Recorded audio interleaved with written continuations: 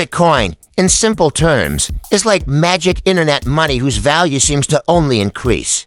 But don't be fooled by the humor. It's a completely online asset, and many people are curious about what it is and why it's so valuable. Let's start with a bit of history. The Great Recession in 2008 resulted in millions of people losing their homes, jobs, and savings due to the subprime mortgage crisis. This event significantly damaged the public's trust in traditional financial institutions and central banks.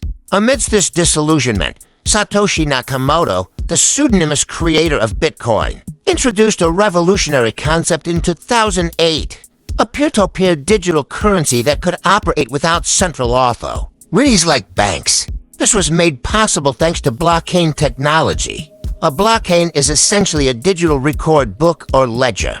In the case of Bitcoin, it's a record of all Bitcoin transactions.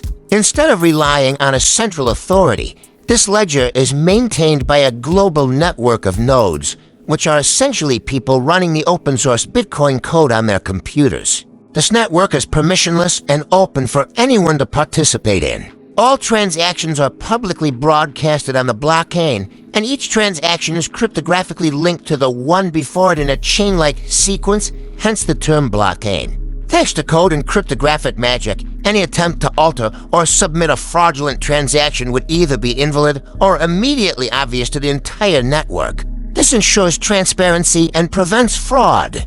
This decentralization also enables users to truly self-custody their own coins through digital cryptographic wallets. This is in contrast to the traditional banking system where transactions can be reversed, blocked, or even entire accounts frozen. Furthermore, Bitcoin sets itself apart from traditional currency by having a limited supply. Unlike fiat currencies that can be inflated by central banks, there will only ever be 21 million Bitcoin in existence, as written in its code. Thus, many people view Bitcoin as digital gold, a potential store of value. This scarcity contributes to its value proposition, particularly as an inflation hedge. Bitcoin's growing legitimacy also strengthens its position as the leading digital asset. The Lindy effect suggests that the future life expectancy of something increases the longer it survives. 15 years since its birth, Bitcoin is no longer a mere niche for cypherpunk enthusiasts. It has outlived countless other cryptocurrencies and continues to gain traction rather than simply being a passing fad.